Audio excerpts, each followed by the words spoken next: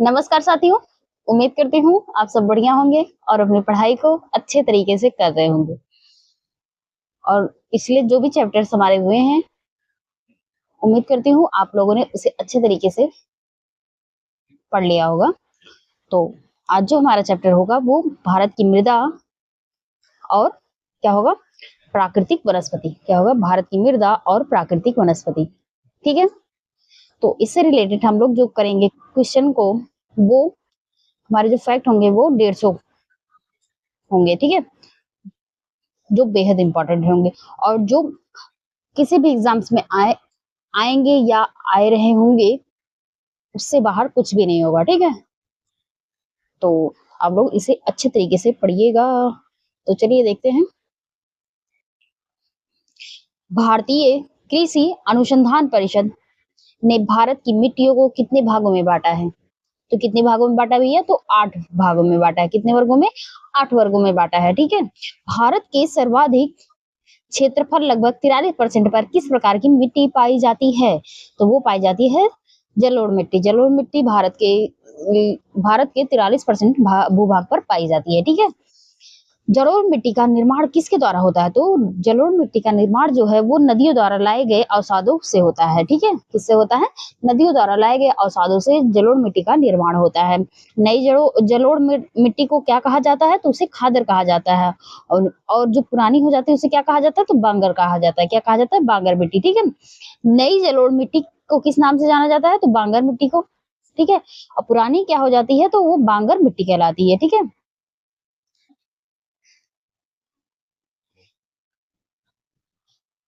ये देखो गलत लिखा गया है। जो नई होती है उसे खादर कहा जाता है और जो पुरानी होती है उसे बागर कहा जाता है। तो ये गलत लिखा गया। ठीक है? क्या हो जाएगा यहाँ? खादर। ठीक है भैया? किस मिट्टी में पोटास और चूने की प्रचुरता होती है लेकिन नाइट्रोजन और ह्यूमस की कमी होती है? तो वो होती है जलोढ़ मिट्टी में। किसमें होती है? जलोढ़ मिट्टी में। ठीक है? काली मिट्टी का निर्माण किस चट्टान के टूटने फूटने से हुआ है? तो वो बेसाल्ट चट्टानों के। और किससे होता है? तो ज्वालामुखी के लावों से काली मिट्टी का निर्माण होता है। ठीक है?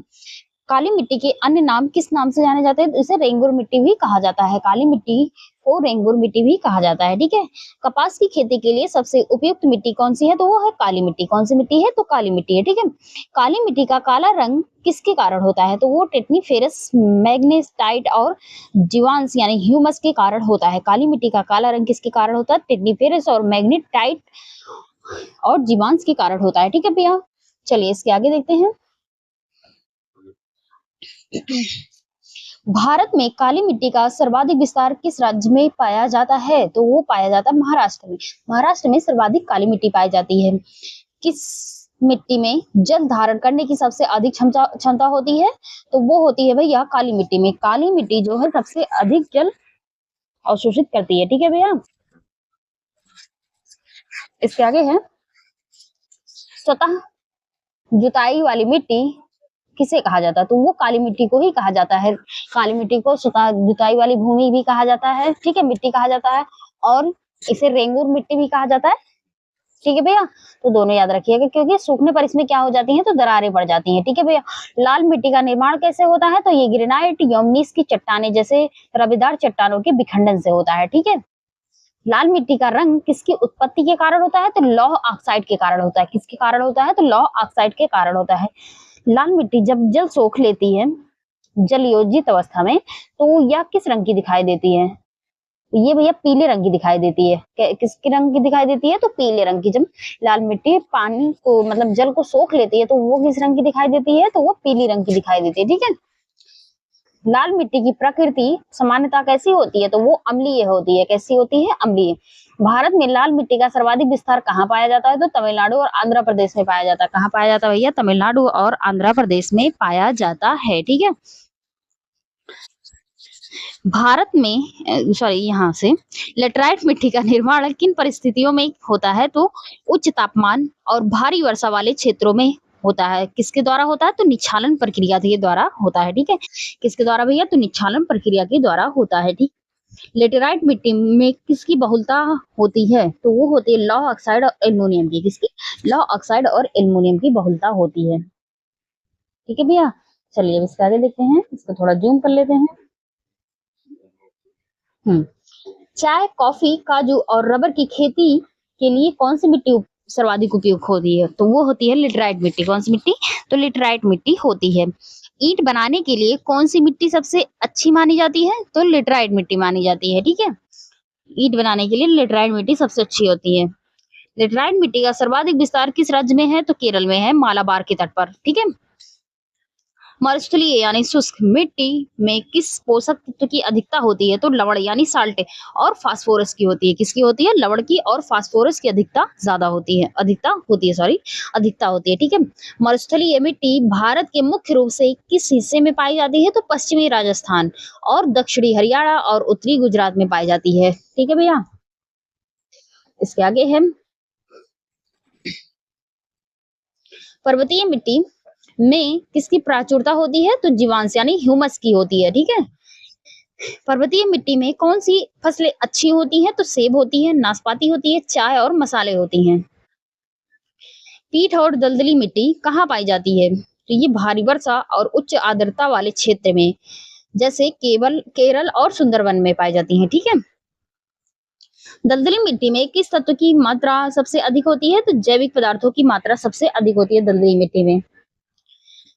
क्षारीय मिट्टी को स्थानीय भाषा में क्या कहा जाता है? तो इसे रेह कहा जाता है, या ऊसर कहा जाता है, या कल्लर कहा जाता है। हमारे यहाँ क्या कहा जाता है भैया? तो ऊसर कहा जाता है। ठीक है।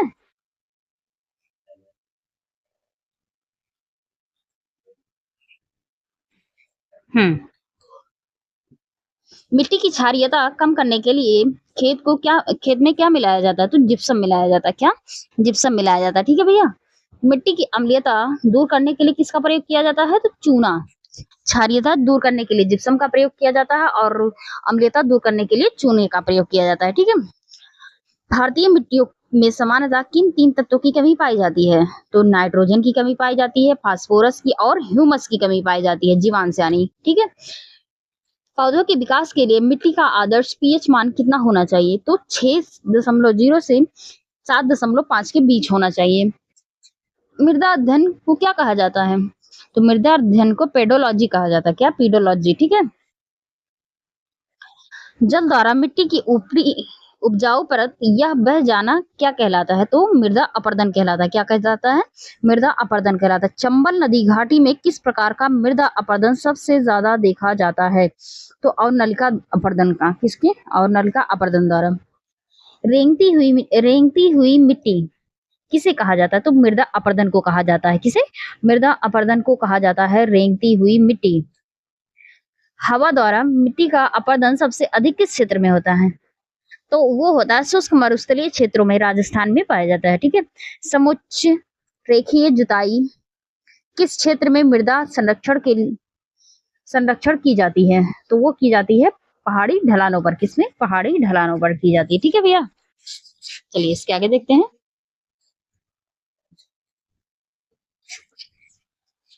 सीढ़ीदार बनाकर खेती कहाँ की जाती है? तो पर्वतीय क्षेत्रों में की जाती है। ठीक है भैया। तो वो इस तरीके से की जाती है सीढ़ीदार खेती, ये पर्वतीय क्षेत्रों में की जाती है। ठीक है। मृदा संरक्षण के लिए मैदानी इलाकों में कौन सी विधि अपनाई जाती है? तो रक्षक मेखला, पहाड़ों की कतारें लगाना। ठीक है। भारत के किस राज्य में अवनलिका अपरदन से सर्वाधिक बीहड़ बने हैं? तो मध्य प्रदेश, उत्तर प्रदेश।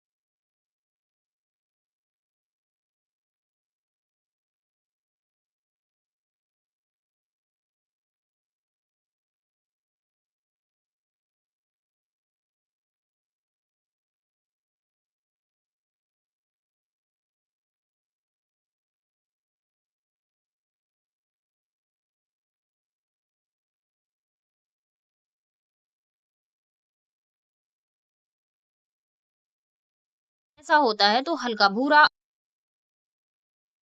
लाल होता है। ठीक है भैया।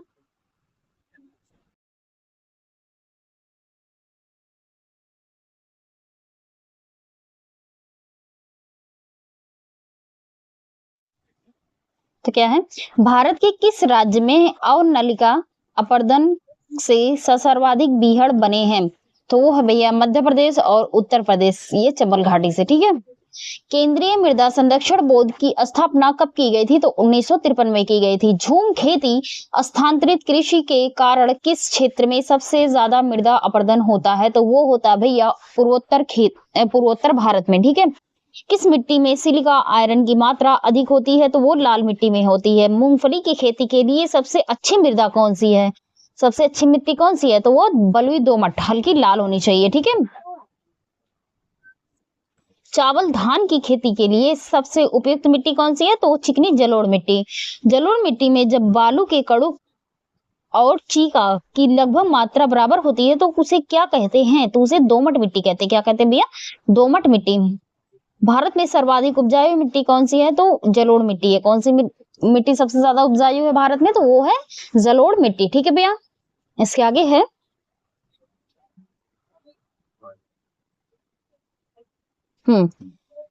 किस मिट्टी को करेवा के नाम से जाना जाता है जहां केसर की खेती होती है? तो वो होती है हिमानी मिट्टी, जम्मू कश्मीर में। ये इंपॉर्टेंट है भैया, और ये अक्सर पूछा जाता है कि करेवा नाम किसके लिए विख्यात है, किस खेती के लिए विख्यात है? तो वो हो जाता है केसर की। किसकी खेती के लिए? केसर की खेती के लिए। ठीक है। भारत में नाइट्रोजन उर्वरक की खपत सबसे अधिक क्यों होती है? क्योंकि भारतीय मिट्टी में नाइट्रोजन की भारी कमी है। ठीक है। वह कौन सी मिट्टी है जो गीली होने पर चिपचिपी और सूखने पर कठोर हो जाती है? तो वो काली मिट्टी हो जाती है। कपास की रेंगुर मिट्टी का अंतरराष्ट्रीय नाम क्या है? तो वो है उष्णकटिबंधीय चेरनोजम। क्या है? उष्णकटिबंधीय चेरनोजम। लेटेराइट शब्द की उत्पत्ति किस भाषा के शब्द लेटर से हुई है? तो वो हुई है लैटिन, जिसका अर्थ है ईंट। मिट्टी में ह्यूमस यानी जीवांश की मात्रा किस परत में सबसे अधिक होती है? तो वो होती है सबसे उत्तरी परत में, OH हॉरिजॉन में। ठीक है। फसलों को उगाने के लिए किस प्रकार की मिट्टी सबसे अच्छी मानी जाती है? तो दोमट मिट्टी मानी जाती है। मरुस्थलीय मिट्टी का रंग कैसा होता है? तो वो हल्का भूरा या लाल होता है। ठीक है। भारत की उत्तरी मैदानों की मिट्टी का निर्माण किस कल्प में हुआ है? तो वो हुआ है प्लियोस्टोसिन। किसमें हुआ है? तो प्लियोस्टोसिन काल में हुआ है। तमिलनाडु की 2/3 क्षेत्र पर किस मिट्टी का विस्तार है? तो वो लाल मिट्टी का विस्तार है। किस मिट्टी का विस्तार है भैया? तो वो लाल मिट्टी का विस्तार हो जाता है। मालवा का पठार किस प्रमुख मिट्टी मालवा की मालवा पठार की प्रमुख मिट्टी कौन सी है? तो वो है काली मिट्टी। मालवा पठार की प्रमुख मिट्टी कौन सी है? तो वो काली मिट्टी हो जाती है। छोटा नागपुर पठार पर मुख्य रूप से कौन सी मिट्टी पाई जाती है? तो यहाँ लाल मिट्टी पाई जाती है भैया। भारत में सबसे कम उपजाऊ मिट्टी कौन सी है? तो वो है लेटराइट और मरुस्थलीय मिट्टी। गंगा के मैदानों में पुरानी कछारी जलोढ़ मिट्टी क्या कहलाती है? तो बांगर कहलाती है। ठीक है। खादर मिट्टी बांगर की तुलना में अधिक उपजाऊ क्यों होती है? क्योंकि हर साल बाढ़ के पानी से नई मिट्टी की परत बिछ जाती है, इसलिए ये अधिक उपजाऊ होती है। किस मिट्टी का निर्माण बेसाल्ट लावे के अपजे से हुआ है? तो वो काली मिट्टी रेंगुर जिसे कहा जाता है।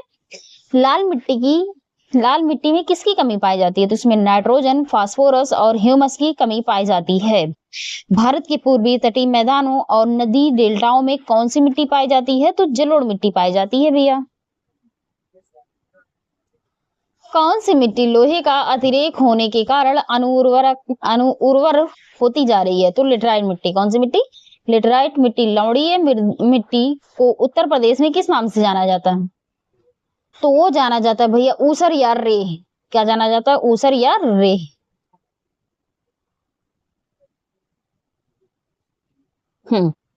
मृदा स्वास्थ्य कार्ड योजना की शुरुआत कब और कहां से हुई? तो ये हुई भैया 19 फरवरी 2015 को सूरतगढ़ से, जो राजस्थान में पड़ता है। ठीक है। मृदा स्वास्थ्य कार्ड योजना का नारा क्या है? तो स्वस्थ धरा खेत हरा। क्या है? स्वस्थ धरा खेत हरा। मिट्टी की संरचना में खनिज पदार्थों का प्रतिशत लगभग कितना होता है? तो 40 से 45% होता है। मिट्टी में हवा और पानी का प्रतिशत लगभग कितना होता है? तो 25% हवा होती है और 25% पानी होती है। विश्व मृदा दिवस कब मनाया जाता है? तो 5 दिसंबर को विश्व मृदा दिवस मनाया जाता है। राष्ट्रीय वन नीति 1952 या 1988 के अनुसार देश में कितने प्रतिशत भूभाग पर वन होने चाहिए? तो 33% भूभाग पर वन होने चाहिए। पर्वतीय क्षेत्रों में कितने प्रतिशत भूभाग पर वनों का होना आवश्यक माना गया है? तो वो माना गया है भैया 60 से 65%। मैदानी क्षेत्रों में कितने प्रतिशत भूभाग पर वनों का होना आवश्यक पाया गया है तो वो है 20 से 25%। भारत में सबसे बड़े क्षेत्र में किस प्रकार के वन पाए जाते हैं? तो उष्णकटिबंधीय पर्णपाती वन। उष्णकटिबंधीय पर्णपाती वनों को और किस नाम से जाना जाता है? तो मानसूनी वन। किस नाम से जाना जाता है? मानसूनी वन के नाम से जाना जाता है। ठीक है।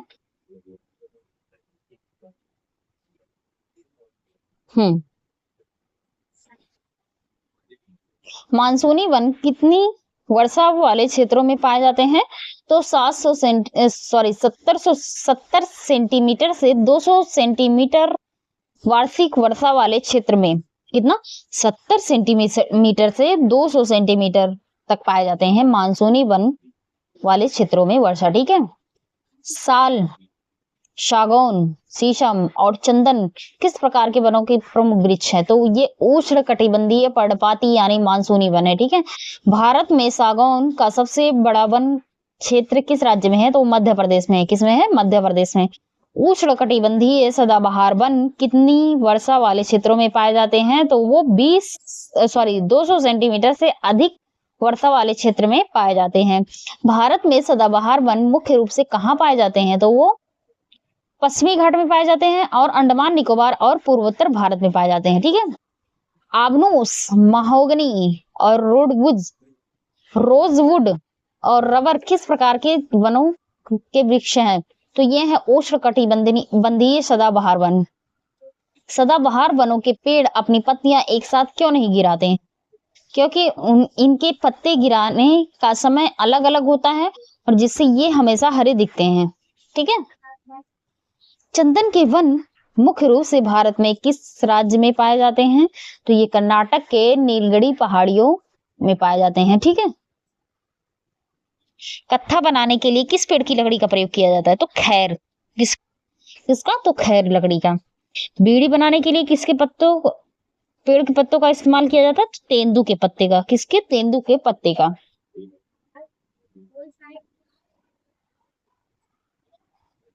माचिस की तीली बनाने में किस पेड़ की लकड़ी सबसे अच्छी मानी जाती है? तो वो है सेम्बुल पॉपुलर की लकड़ी। शुष्क पर्णपाती वन कितनी? एक मिनट।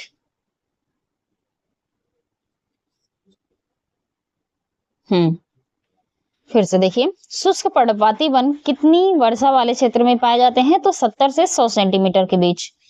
कटीली झाड़ियां मरुस्थलीय वन कितनी वर्षा वाले क्षेत्र में उगते हैं? तो ये 50 सेंटीमीटर से कम वर्षा वाले क्षेत्र में। बबूल, कीकर, खजूर, कैक्टस और नागफनी किस प्रकार की वनस्पति हैं? तो ये मरुस्थलीय वनस्पति हैं। मरुस्थलीय वनस्पतियों की जड़ें लंबी और पत्तियां कांटेदार क्यों होती हैं? क्योंकि पानी की तलाश में जड़ें गहरी होती हैं और वाष्पोत्सर्जन रोकने के लिए पत्तियां कांटों में बदल जाती हैं। ठीक है।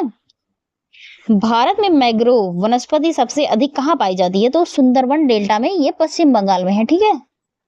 मैंग्रोव वनस्पति अन्य किस नामों से जानी जाती है? तो ये ज्वारीय वन या डेल्टाई वन के नाम से जानी जाती है।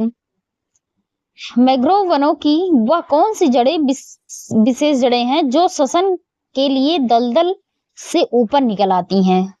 तो वो होती हैं न्यूमेटोफोर। कौन है? न्यूमेटोफोर। सुंदरबन डेल्टा का सुंदरबन क्यों पड़ा? क्योंकि वहां सुंदरी नामक वृक्ष की अधिकता के कारण। भारत में पश्चिम बंगाल के बाद मैंग्रोव वनों का दूसरा सबसे बड़ा क्षेत्र कहाँ है? तो वो है गुजरात में। कहाँ भैया? तो गुजरात में पड़ता है। हिमालय पर्वतीय क्षेत्रों में ऊंचाई के साथ तापमान घटने से वनस्पति में क्या बदलाव आता है? तो वो आता है उष्णकटिबंधीय से लेकर अल्पाइन वनस्पति तक पाई जाती है। ठीक है। 1500 मीटर से 3000 मीटर की ऊंचाई पर हिमालय में कौन से वन पाए जाते हैं? तो वो है शंकुधारी वन, देवदार, चीड़, सप्रूस और आदि। ठीक है। शंकुधारी वन में कौन कौन से पाए जाते हैं? तो देवदार पाए जाते हैं, चीड़ पाए जाते हैं, स्प्रूस पाए जाते हैं। ठीक है। देवदार के पेड़ मुख्य रूप से कहाँ पाए जाते हैं? तो ये पश्चिमी हिमालय में पाए जाते हैं, हिमाचल प्रदेश और जम्मू कश्मीर में। भारत में अल्पाइन वनस्पति किस ऊंचाई पर मिलते हैं? तो 3600 मीटर की ऊंचाई पर मिलते हैं। ठीक है। सिल्वर फर, जूनिपर, पाइन और बर्च किस वनस्पति के उदाहरण है? तो ये अल्पाइन वनस्पति के। भोजपत्र वृक्ष का ऐतिहासिक महत्व क्या है? तो प्राचीन काल में इसके छाल का उपयोग कर ग्रंथ यानी पांडुलिपियां लिखने के लिए किया जाता था। ठीक है। भारत में वन अनुसंधान कहाँ स्थित है? तो ये देहरादून उत्तराखंड में पड़ता है। भारतीय वन सर्वेक्षण की स्थापना कब हुई थी? तो 1 जून 1981 को हुई थी। कब हुई थी भारतीय वन सर्वेक्षण की स्थापना? तो 1 जून 1981 को हुई थी। भारतीय वन सर्वेक्षण विभाग का मुख्यालय कहाँ है? तो भारतीय वन सर्वेक्षण विभाग का मुख्यालय कहाँ पड़ता है? तो ये कहाँ पड़ता है भैया? तो ये देहरादून उत्तराखंड में पड़ता है। कहाँ? Dehradun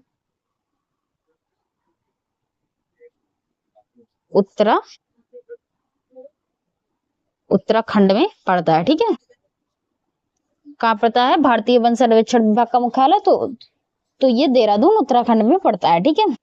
India state of forest report कितने वर्ष के अंतराल पर जारी किया जाता है? तो ये हर दो वर्ष के अंतराल पर जारी किया जाता है। कितने? 2 वर्ष के अंतराल पर जारी किया जाता है। ठीक है।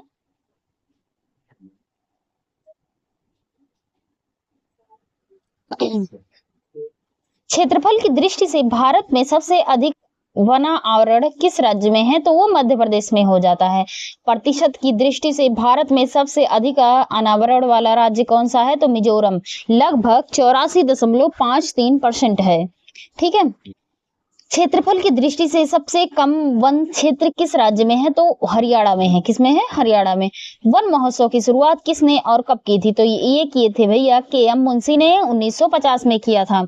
भारत में पर्यावरण संरक्षण अधिनियम कब पारित किया गया था? तो 1986 में किया गया था। वन संरक्षण अधिनियम किस वर्ष लागू हुआ था? तो ये 1980 में लागू हो गया था, लेकिन पारित कब हुआ था? तो 1986 में पर्यावरण संरक्षण अधिनियम पारित हुआ था। ठीक है। वन्य जीव संरक्षण अधिनियम तो ये 1972 में हुआ था। कब लाया गया था? तो वन्य जीव संरक्षण अधिनियम 1972 और वन संरक्षण ये 1980 में। ठीक है।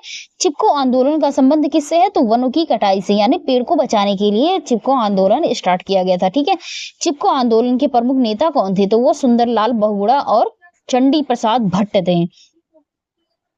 दक्षिण भारत के वनों को बचाने के लिए चिपको आंदोलन की तर्ज पर कौन सा आंदोलन चलाया गया था? तो अपिको आंदोलन। ये कर्नाटक में चलाया गया था और 1983 में चलाया गया था। ठीक है भैया।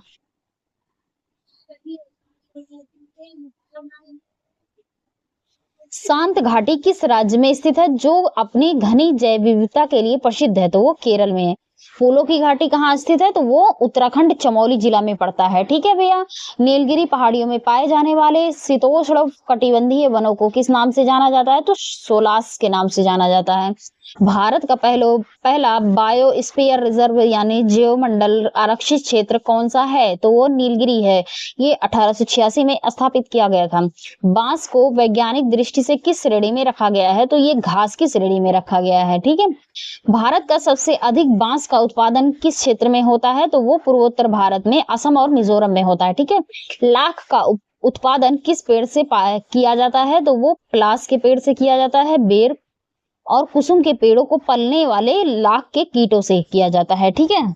जंगल की आग किस पेड़ को कहा जाता है? तो वो पलास को कहा जाता है। ब्यूटिया मोनोस्पर्मा को। ठीक है। क्रिकेट को बैट बनाने के लिए किस पेड़ की लकड़ी का प्रयोग किया जाता है? क्रिकेट की बैट बनाने के लिए किस लकड़ी का प्रयोग किया जाता है? तो वो बिलो की लकड़ी होती है। ये मुख्यतः कहाँ पाई जाती है? तो कश्मीर में पाई जाती है। ठीक है। कुनैन जो मलेरिया की दवा है किस क्षेत्र किस पेड़ की छाल से प्राप्त होती है? तो सिंकोना की छाल से प्राप्त होती है ये क्विनैन, जो मलेरिया की दवा होती है। ये कौन सी लैंग्वेज में लिख दिया भाई? लैंग्वेज तो ठीक है, पीडीएफ कैसे बनाया गया है ये? तारपीन का तेल किस पेड़ के रेजिन यानी लीसा से निकाला जाता है? तो ये चीड़ के पेड़ से निकाला जाता है। किससे? चीड़ के पेड़ से। एक मिनट भैया, इसका कलर भी चेंज कर लेते हैं। रेशम के कीटों का मुख्य रूप से किस पेड़ की पत्तियों पर पाले जाते हैं? तो सहतूत की पत्तियों पर। किस पे? सहतूत की पत्ती। किस पेड़ की परिस्थिति की आतंकवादी कहा जाता है क्योंकि उसका भूजल स्तर बहुत ही नीचे कर देता है? तो ये भैया यूकेलिप्टस या सफेदा कहा जाता है। ठीक है। सामाजिक वन की कार्यक्रम की शुरुआत भारत में कब हुई थी? तो ये 1976 में हुई थी। कब हुई थी भैया? 1976 में हुई थी। रोहिड़ा किस राज्य का राज्य पुष्प है जो शुष्क क्षेत्रों में पाया जाता है? तो ये राजस्थान का राज्य पुष्प क्या है? तो रोहिड़ा है। खेजड़ी के वृक्ष को किस राज्य का कल्प वृक्ष कहा जाता है? तो ये राजस्थान का कहा जाता है। भारत में हॉर्नबिल पक्षी मुख्य रूप से किस वनों में पाए जाते हैं? तो ये उष्ण कटिबंधीय सदाबहार वनों में, विशेषकर पूर्वोत्तर भारत और पश्चिमी घाट में पाए जाते हैं। ठीक है। अल्पाइन घास के मैदानों को कश्मीर में क्या कहा जाता है? तो मर्ग कहा जाता है, जैसे गुलमर्ग, सोनमर्ग। उत्तराखंड में अल्पाइन घास के मैदानों को क्या कहा जाता है? तो ये बुग्याल या प्यार कहा जाता है। क्या? बुग्याल या प्यार कहा जाता है। भारत में सर्वाधिक जैव विविधता कहाँ पाई जाती है? तो वो पश्चिमी घाट और पूर्वी हिमालय में पाई जाती है। कहाँ? पश्चिमी घाट और पूर्वी हिमालय में पाई जाती है। ठीक है। राष्ट्रीय पादप अनुवांशिक संसाधन ब्यूरो का मुख्यालय कहाँ स्थित है? तो ये नई दिल्ली में पड़ता है। कहाँ पड़ता है भैया? नई दिल्ली में। कौन सी वनस्पति खारे पानी में जीवित रहने के लिए अनुकूलित होती है? तो ये हेलोफाइटस या मैग्रोव होती है। ठीक है। भारत में टाइगर प्रोजेक्ट की शुरुआत कब हुई थी? तो 1973 में वन्य जीव संरक्षण के लिए हुई थी। ठीक है। राष्ट्रीय जैव विविधता प्राधिकरण का मुख्यालय कहाँ है? तो ये चेन्नई में है और 2003 में स्थापित किया गया था। विश्व का सबसे बड़ा मैंग्रोव वन क्षेत्र कौन सा है? तो वो सुंदरवन है। भारत और बांग्लादेश में फैला हुआ है। भारत के किस द्वीप समूह में प्रवाल भित्ति के साथ मैंग्रोव वन भी पाए जाते हैं? तो वो पाए जाते हैं अंडमान और निकोबार द्वीप समूह में। भारत की चीड़ के वनों का सर्वाधिक विस्तार किस हिमालय क्षेत्र में है? तो वो है मध्य पश्चिमी हिमालय, उत्तराखंड और हिमाचल में। ठीक है। कौन सा वृक्ष भारत के उष्णकटिबंधीय नम पर्णपाती वनों का सबसे प्रमुख और मूल्यवान वृक्ष है? तो वो है भैया सागौन। पश्चिमी घाट पर पाए जाने वाले वनों का स्वरूप कैसा है? तो वो है भैया उष्णकटिबंधीय सदाबहार वन। ठीक है। कैसा है? उष्णकटिबंधीय सदाबहार वन। राष्ट्रीय वनस्पति अनुसंधान संस्थान कहाँ स्थित है? तो ये भैया लखनऊ हो जाता है, लखनऊ के उत्तर प्रदेश में। ठीक है। लखनऊ के उत्तर प्रदेश में स्थित है। सॉरी, उत्तर प्रदेश के लखनऊ में स्थित है। लखनऊ तो उत्तर प्रदेश में है ना भैया, तो क्या है? उत्तर प्रदेश के लखनऊ में स्थित है। ठीक है। तो हमारे 150 फैक्ट कंप्लीट होते हैं। ठीक है। तो आप लोग इसे अच्छे तरीके से रिवीजन कर लीजिएगा और इससे रिलेटेड एक भी क्वेश्चन बाहर नहीं जाएगा, ये पूरे दावे के साथ मैं कह सकती हूँ। ठीक है। जब आप लोग एग्जाम्स देकर आएंगे तो वो आप लोग खुद मिलाकर देख लीजिएगा। ठीक है। तो आज के लिए इतना ही। Thank you so much.